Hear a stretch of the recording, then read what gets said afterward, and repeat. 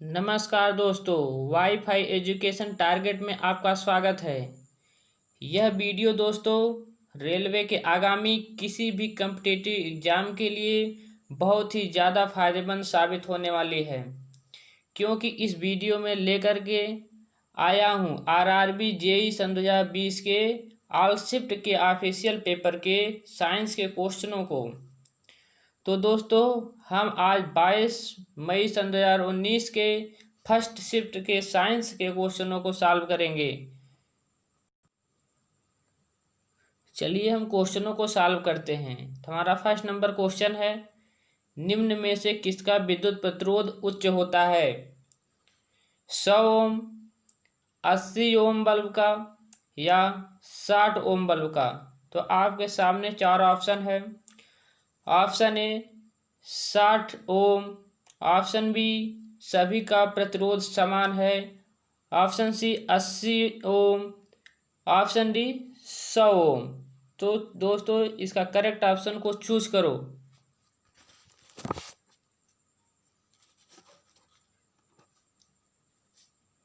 तो दोस्तों इसका करेक्ट ऑप्शन डी होगा, 100 ओम। जो कि जितनी बड़ी होगी उसका प्रतिरोध उतना ही उच्च होगा। दोस्तों जिसका जो है जितना बड़ा प्रतिरोध होगा वह जो है उसका प्रतिरोध उतना ही उच्च होगा। दोस्तों देखते हैं नेक्स्ट क्वेश्चन क्या है। तो दोस्तों फर्स्ट नंबर में ऑप्शन नंबर डी सही होगा। जो राशि जितनी बड़ी होगी उसका प्रतिरोध उतना ही उच्च होता है। तो दोस्तों देखते हैं नेक्स्ट क्वेश्चन। निर्जलीकरण के दौरान सामान्यतः शरीर से नष्ट होने वाला पदार्थ कौन सा है? तो दोस्तों इसमें बताना है कि निर्जलीकरण के दौरान सामान्यतः शरीर से नष्ट होने वाला पदार्थ कौन सा है। ऑप्शन ए शर्करा, option B potassium chloride, option C calcium phosphate, option D sodium chloride. तो दोस्तों निर्जलीकरण का मतलब होता है कि शरीर में पानी की कमी। तो दोस्तों इसका जो है करेक्ट ऑप्शन को चूज करें।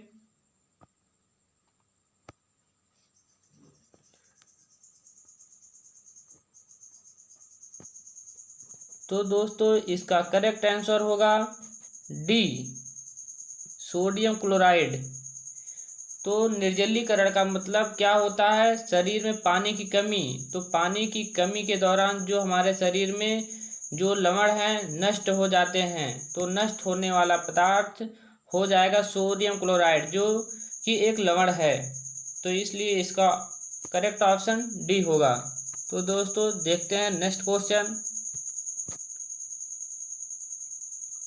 जब दो या दो से अधिक प्रतिरोधों को एक समान दो बिंदुओं के बीच जोड़ा जाता है तो वे जुड़े होते हैं।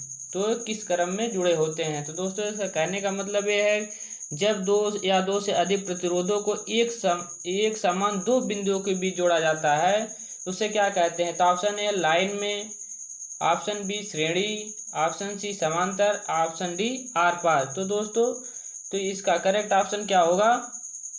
तो दोस्तों इसका करेक्ट ऑप्शन सी होगा, समांतर में जोड़ा जाता है। तो दोस्तों आपको पता है कि समांतर में जो है प्रतिरोध जो है व्युत्क्रमानुपाती होता है, यानी वो व्युत्क्रमों का योग होता है। 1/r बराबर होता है 1/r1 प्लस 1/r2। तो दोस्तों देखते हैं नेक्स्ट क्वेश्चन हमारा क्या है। आधुनिक मानव का वैज्ञानिक नाम क्या है? तो दोस्तों आपको बताना है कि आधुनिक मनुष्य का वैज्ञानिक नाम क्या है। तो ऑप्शन ए है क्या, होमो हैबिलिस, ऑप्शन बी होमो इरेक्टस, ऑप्शन सी होमो सेपियंस, ऑप्शन डी होम्यो निर्थरलेसिस। तो दोस्तों करेक्ट ऑप्शन को चूज करें। इसमें करेक्ट ऑप्शन क्या होगा कि आधुनिक मनुष्य का वैज्ञानिक नाम क्या है?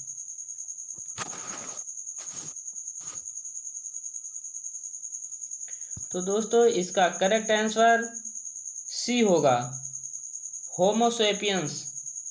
तो दोस्तों आधुनिक मनुष्य का वैज्ञानिक नाम क्या है? होमोसेपियंस। जो कि होमोसेपियंस जो कि एक एनमिला जगत का है, जो इसका वैज्ञानिक नाम है एनमिला जगत का है, तो इसलिए इसका करेक्ट ऑप्शन सी होगा। तो दोस्तों देखते हैं नेक्स्ट क्वेश्चन हमारा क्या है। तो नेक्स्ट क्वेश्चन, विटामिन सी का सबसे समृद्ध स्रोत क्या है? तो दोस्तों इसमें पूछ रहा है विटामिन सी का सबसे समृद्ध स्रोत क्या है। तो आपके सामने 4 ऑप्शन है, करेक्ट ऑप्शन को चूज करें। जल्द से जल्द करेक्ट आंसर को चूज करें दोस्तों।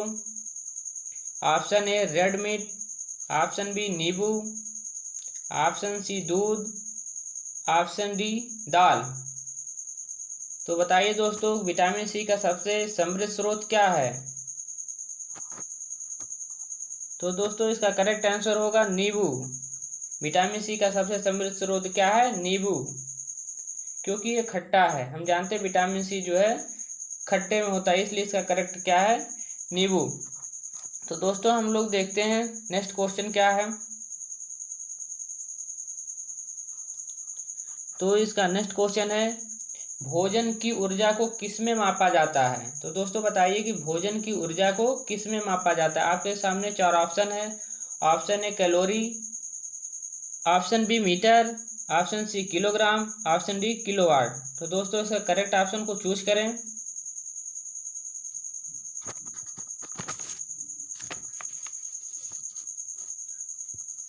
तो दोस्तों ये बहुत ही आसान आंसर है इसका, ऑप्शन है कैलोरी। तो दोस्तों भोजन की ऊर्जा को कैलोरी में मापा जाता है। और ऑप्शन बी क्या है? मीटर। मीटर जो कि लंबाई का मात्रक है। किलोग्राम ये द्रव्यमान का मात्रक है, जबकि किलोवाट ये इलेक्ट्रिसिटी यानी कि जो है ये विद्युत ऊर्जा की मात्रक है। ठीक है दोस्तों, इसलिए भोजन की ऊर्जा को किस में मापा जाता है? कैलोरी मापा जाता है। तो देखते हैं दोस्तों नेक्स्ट क्वेश्चन क्या है। तो नेक्स्ट क्वेश्चन, ऑक्सीजन के एक कण में कितने परमाणु होते हैं? तो बताइए कि ऑक्सीजन के अणु में कितने परमाणु होते हैं। तो option A 3, option B 2, option C 5, option D 4। तो बताइए दोस्तों कि ऑक्सीजन के अणु में कितने परमाणु होते हैं। तो बहुत ही आसान है दोस्तों कि ऑक्सीजन के अणु में कितने परमाणु होते हैं। तो इसका करेक्ट आंसर क्या होगा? तो इसका करेक्ट आंसर बी होगा कि जो है ऑक्सीजन के अणु में 2 परमाणु होते हैं। जैसे ऑक्सीजन O2 में 2 परमाणु हैं। तो दोस्तों बहुत ही आसान क्वेश्चन है यह। तो देखते हैं नेक्स्ट क्वेश्चन। ये सब क्वेश्चन जो कराए जा रहे हैं आपके RRB JEE में आए हुए क्वेश्चन है, तो जो आपके आगामी रेलवे में बहुत ही मदद करेगा। ऐसी सेम टू सेम ही क्वेश्चन आपके आगामी परीक्षाओं में पूछे जाएंगे। तो दोस्तों देखते हैं कि हमारा नेक्स्ट क्वेश्चन क्या है। तो हमारा नेक्स्ट क्वेश्चन है कि सोनार का पूर्ण रूप क्या है। तो दोस्तों ऑप्शन ए है sound in navy and in rivers, option B है sound navigation and ranging, option C है sound not in aircraft range, option D sound navigation and receiving. तो दोस्तों इसका करेक्ट आंसर को चूज करो। तो दोस्तों इसका करेक्ट ऑप्शन बी है। इसका करेक्ट ऑप्शन बी है साउंड नेविगेशन एंड रेजिंग। तो सोनार का क्या अर्थ है? समुद्र के अंदर किसी भी वस्तु का पता लगाने के लिए यूज किया जाता है। तो सोनार का यूज समुद्र के अंदर किसी भी वस्तु का पता लगाने के लिए प्रयोग किया जाता है। तो दोस्तों देखते हैं नेक्स्ट क्वेश्चन क्या है। इनमें से कौन सा पदार्थ तंबाकू में मौजूद होता है? इनमें से कौन सा पदार्थ तंबाकू में मौजूद होता है? तो option A morphine, option B हशीश, option C nicotine, option D caffeine. तो दोस्तों बताइए कि तंबाकू में कौन सा पदार्थ मौजूद होता है।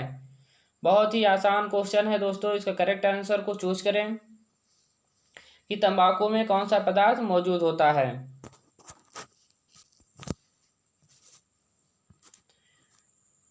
तो दोस्तों इसका करेक्ट आंसर सी होगा, निकोटीन।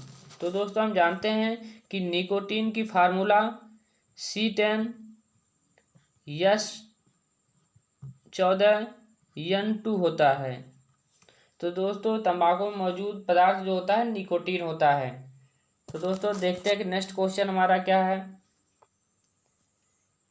निम्नलिखित में से किस प्रकार की दवाओं का उपयोग अपच के इलाज के लिए किया जाता है। तो दोस्तों बताइए कि जो है कौन सी दवा है जो अपच के इलाज के लिए किया जाता है। तो आपके सामने 4 ऑप्शन है, करेक्ट ऑप्शन को बताइए।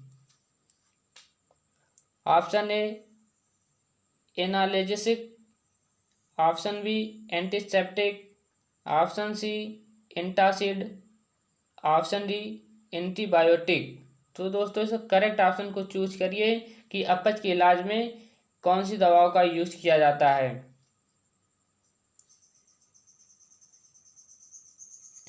तो दोस्तों इसका करेक्ट आंसर सी होगा, एंटासिड। एंटासिड का क्या अर्थ होता है, पेट में अम्ल को कम करना होता है। अगर अम्ल की मात्रा बढ़ जाती है तो अपच हो जाता है।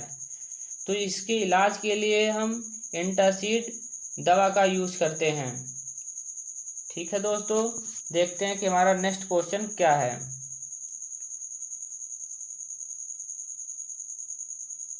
दोस्तों एक नेक्स्ट क्वेश्चन हमारा है कि राष्ट्रीय ऊर्जा संरक्षण दिवस कब मनाया जाता है। तो दोस्तों ये तो जीएस का क्वेश्चन है, तो हम इसका करेक्ट आंसर क्या होगा, इसका भी करेक्ट आंसर क्या होगा, 14 दिसंबर। तो दोस्तों हमारा साइंस का क्वेश्चन देखते हैं नेक्स्ट क्या है। ये तो जीएस का क्वेश्चन था। तो हमारा नेक्स्ट क्वेश्चन है, रक्त को धमनियों से सिराओं में जिन सूक्ष्म नलिकाओं के माध्यम से प्रवाहित किया जाता है उन्हें क्या कहते हैं। तो ऑप्शन ए है कणिकाएं, ऑप्शन बी कोशिकाएं, ऑप्शन सी केशिकाएं, ऑप्शन डी कैलोरी। तो दोस्तों बताइए कि रक्त को धमनियों से सिराओं में जिन सूक्ष्म नलिकाओं के माध्यम से प्रवाहित किया जाता है उन्हें क्या कहते हैं। करेक्ट ऑप्शन को चूज करें। तो दोस्तों बताइए इसका करेक्ट ऑप्शन क्या होगा। तो दोस्तों इसका करेक्ट ऑप्शन सी होगा, केशिकाएं, कैपिलरी। ठीक है दोस्तों, देखते हैं कि नेक्स्ट क्वेश्चन क्या है। तो नेक्स्ट क्वेश्चन हमारा है, किसी परमाणु में मौजूद इलेक्ट्रॉनों को संयोजी इलेक्ट्रॉन के रूप में माना जाता है। तो दोस्तों बताइए कि किसी परमाणु में जो मौजूद इलेक्ट्रॉन होते हैं संयोजी इलेक्ट्रॉन के रूप में किसे जाना जाता है। तो ऑप्शन ए पहले कोष को, ऑप्शन बी 72 कोष को, ऑप्शन सी दूसरे कोष को, ऑप्शन डी 72 कोष से पहले कोष को। तो दोस्तों इसका करेक्ट ऑप्शन को बताइए। बहुत ही आसान क्वेश्चन है जो केमिस्ट्री से पूछा गया है। तो दोस्तों इसका करेक्ट ऑप्शन बी होगा, 72 कोष, क्योंकि दोस्तों 72 कोष से ही इलेक्ट्रॉनों का संयोग होता है, इसलिए दोस्तों हमारा करेक्ट ऑप्शन बी होगा। तो दोस्तों देखते हैं नेक्स्ट क्वेश्चन क्या है। नेक्स्ट क्वेश्चन है, जब साइकिल में ब्रेक लगाया जाता है तो ब्रेक पैड पहिए को स्पर्श करता है। अब इनमें से कौन सी पहिए की गति को रोकेगा। तो आपको बताना है इनमें से कौन सा पहिए की गति को रोकेगा। तो ऑप्शन ए है ब्रेक पैड गुरुत्वाकर्षण के कारण नीचे गिरता है और गति को रोक देता है। ऑप्शन बी पैड और रिम के बीच का घर्षण रोक देता है। ऑप्शन सी पैड और रिम के बीच लगने वाला स्थिर वैद्युत बल। ऑप्शन डी पैड और रिम के बीच लगने वाला चुंबकीय बल। तो दोस्तों करेक्ट ऑप्शन को बताइए कि करेक्ट ऑप्शन क्या होगा। तो दोस्तों इसका करेक्ट ऑप्शन बी होगा। तो दोस्तों इसका करेक्ट ऑप्शन बी होगा, पैड और रिम के बीच घर्षण बल, जो कि इसमें उनके जो है गति को रोक देता है। इसीलिए दोस्तों देखते हैं कि नेक्स्ट क्वेश्चन हमारा क्या है। नेक्स्ट क्वेश्चन हमारा है, किसी तत्व पर अष्टक नियम लागू होता है। तो अष्टक नियम किस तत्व पर लागू होता है? तो option A calcium, option B cobalt, option C oxygen, option D potassium. तो दोस्तों बताइए किस तत्व तक जो है अष्टक नियम हमारा लागू होता है? तो दोस्तों इसका करेक्ट ऑप्शन होगा ए कैल्शियम। दोस्तों जो न्यूलैंड्स का अष्टक नियम था, इसमें प्रत्येक 8 तत्वों के बाद पुनः तत्वों को पुनरावृत्ति होती थी, जो ही कैल्शियम तत्व तक ही लागू हो पाता था। इसलिए हमारा करेक्ट ऑप्शन ए होगा। तो दोस्तों देखते हैं नेक्स्ट क्वेश्चन क्या है। कुछ दिनों तक खुले में रखे जाने पर चांदी की बनी वस्तुएं से बनने की वजह से काली हो जाती हैं। तो दोस्तों बताइए, अगर कुछ दिनों तक खुले में रखे जाने पर चांदी की बनी वस्तुएं काली क्यों हो जाती है, किस वजह से हो जाती है? तो करेक्ट ऑप्शन को चूज करें। दोस्तों आपके सामने 4 ऑप्शन है। First option Ag2S, option B Ag(S), option C H4S, option D Ag(SO4)। तो दोस्तों इसका करेक्ट ऑप्शन को बताइए, करेक्ट ऑप्शन क्या होगा?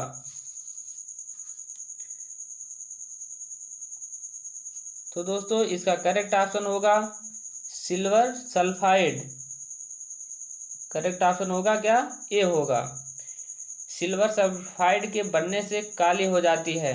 इसका प्रयोग फोटोग्राफी के उपयोग के लिए किया जाता है दोस्तों। तो दोस्तों देखते हैं हमारा नेक्स्ट क्वेश्चन क्या है।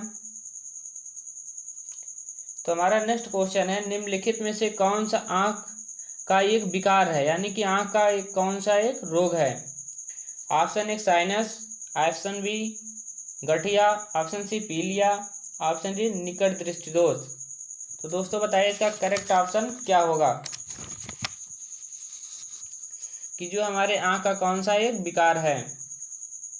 दोस्तों ये क्वेश्चन जो है ओनली साइंस के कराए जा रहे हैं, इससे बाहर कुछ नहीं आने वाला, क्योंकि आगे आपके जो भी प्रीवियस हुए हैं जैसे ALP, ग्रुप डी और पिछली बार NTPC, आपके करंट में जो हुए थे JEE कि जो भी साइंस के क्वेश्चन आए हुए हैं, हम आपको सभी जो है सीक्वेंस वाइज में पेपर के अनुसार ही आपको कराए जाएंगे। इसलिए हमारा यह सेशन देखना आपके लिए बहुत ही ज़रूरी है। तो देखते हैं दोस्तों इसका करेक्ट ऑप्शन क्या होगा। इसका करेक्ट ऑप्शन डी होगा, निकट दृष्टि दोष होगा। तो आंखों का एक दोष है, निकट दृष्टि दोष होता है। तो दोस्तों देखते हैं निकट दृष्टि दोष में निकट की वस्तु स्पष्ट दिखाई देती है, परंतु दूर की वस्तु स्पष्ट नहीं दिखाई देती हैं, जिसे हमें क्या कहते हैं? निकट दृष्टि दोष कहते हैं। निकट दृष्टि दोष के निवारण के लिए अवतल लेंस का यूज करते हैं। ठीक है दोस्तों, तो देखते हैं हमारा नेक्स्ट क्वेश्चन क्या है। तो हमारा नेक्स्ट क्वेश्चन है, निम्नलिखित में से किस तत्व को एका बोरान के रूप में जाना जाता है? तो दोस्तों बताइए इन तत्वों में से किस तत्व को जो है एका बोरान के रूप में जाना जाता है? तो option A silicon, option B aluminium, option C gallium, option D scandium. तो दोस्तों बताइए एका बोरान के रूप में किसे जाना जाता है? तो दोस्तों एका बोरान के रूप में स्कैंडियम, अर्थात ऑप्शन डी सही होगा इसका। आइए दोस्तों देखते हैं कि हमारा नेक्स्ट क्वेश्चन क्या है। तो नेक्स्ट क्वेश्चन, निम्नलिखित में से कौन पृथ्वी पर सबसे कठोरतम पदार्थ है? तो दोस्तों बताइए इसका आंसर क्या होगा कि निम्नलिखित में से कौन पृथ्वी पर सबसे कठोरतम पदार्थ है? तो ऑप्शन ए है aerographite, option B soap stone, option C aerographene, option D carbyne. तो दोस्तों इसका करेक्ट ऑप्शन क्या होगा? तो दोस्तों इसका करेक्ट ऑप्शन डी होगा, कार्बाइन। कार्बाइन जो है हीरे से भी कठोर होता है। इसमें कार्बन की श्रृंखला बहुत ही हार्ड होती है, बहुत ही जटिल होती है। तो दोस्तों देखते हैं पृथ्वी पर सबसे कठोरतम पदार्थ क्या है? कार्बाइन है। तो हम देखते हैं नेक्स्ट क्वेश्चन हमारा क्या है। इस बात की खोज किसने की मच्छर मलेरिया फैलाते हैं? यानी इस बात की पुष्टि किस वैज्ञानिक ने की कि मच्छर मलेरिया फैलाते हैं? तो ऑप्शन ए है Michael S Brown, option B sir Isaac Newton, option C Homi Bhabha, option D sir Ronald Ross. तो दोस्तों बताइए कि इसका करेक्ट ऑप्शन क्या होगा। तो इसका करेक्ट ऑप्शन डी होगा। सर रोनाल्ड रॉस ने बताया था कि मच्छर से मलेरिया फैलते हैं। तो आइए देखते हैं नेक्स्ट क्वेश्चन हमारा क्या है।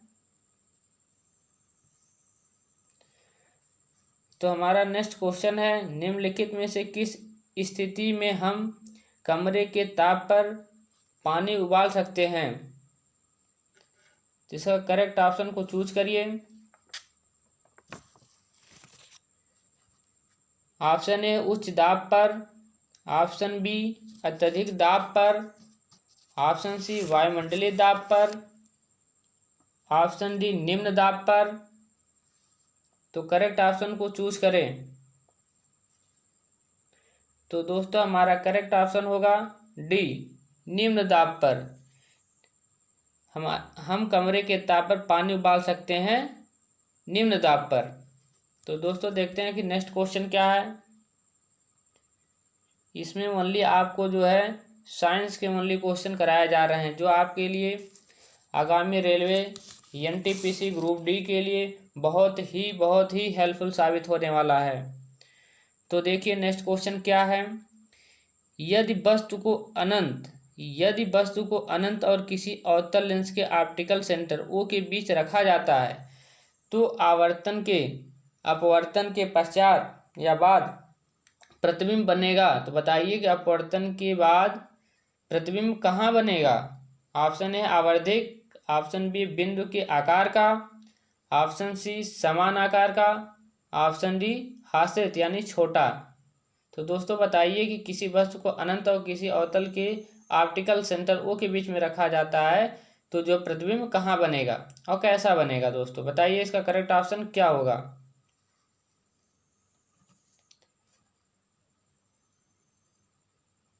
तो दोस्तों इसका करेक्ट ऑप्शन होगा हास्यरहित, यानी कि जो इमेज बनेगा इसका छोटा बनेगा। तो दोस्तों देखते हैं कि हमारा नेक्स्ट क्वेश्चन क्या है। नेक्स्ट क्वेश्चन हमारा है गड़गड़ाहट की आवाज़ की वजह से होती है, यानी गड़गड़ाहट की आवाज़ बताइए दोस्तों किस वजह से होती है। तो हमारा ऑप्शन नंबर ए है बादल के गुजरते सुपरसोनिक विमान से, ऑप्शन बी एक बहुत बड़े बादल के ध्वनि के एक बार परावर्तन से, ऑप्शन डी है ध्वनि के बादलों और भूम जैसी कई परावर्तक सतहों से क्रमिक परिवर्तन, ऑप्शन डी भारी वर्षा के दौरान ध्वनि बहुत तेजी से गुजरती है। तो दोस्तों बताइए इसका करेक्ट ऑप्शन क्या होगा।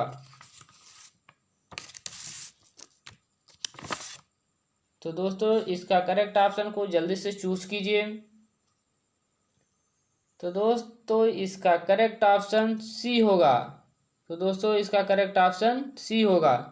ध्वनि के बादलों और भूम जैसी कई परावर्तक सतहों से क्रमिक परावर्तन के द्वारा जो है गड़गड़ाहट की आवाज़ होती है। तो दोस्तों देखते हैं कि हमारा नेक्स्ट क्वेश्चन क्या है।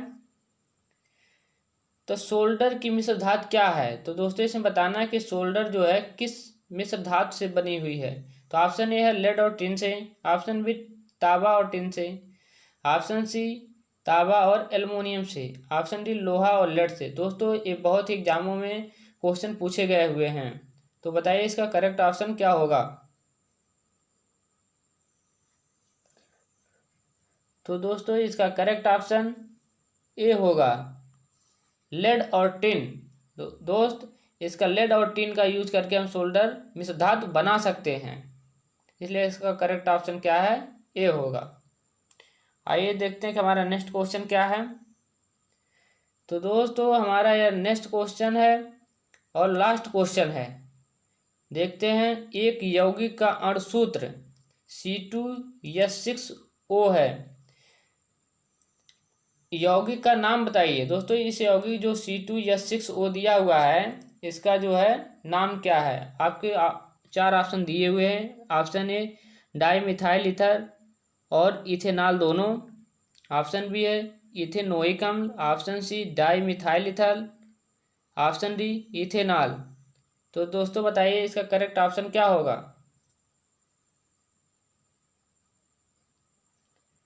तो दोस्तों इसका करेक्ट ऑप्शन ए होगा। डाई मिथाइल ईथर और इथेनॉल दोनों होता है।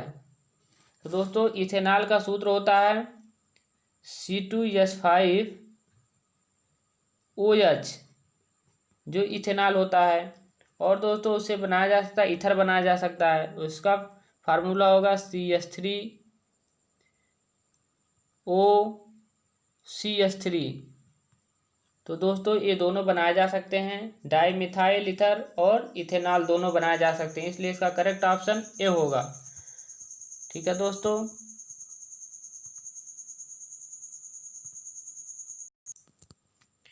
तो बस दोस्तों आज बस यहीं तक, और नेक्स्ट क्वेश्चनों को यानी कि नेक्स्ट पेपर के क्वेश्चनों को अगले वीडियो में हम लेकर फिर से उपस्थित हो गए। अगर हमारी यह वीडियो आपको लगता है कि आपके लिए हेल्पफुल हो रही है तो दोस्तों हमारे चैनल वाईफाई एजुकेशन टारगेट को लाइक शेयर एंड सब्सक्राइब जरूर करें। थैंक यू दोस्तों।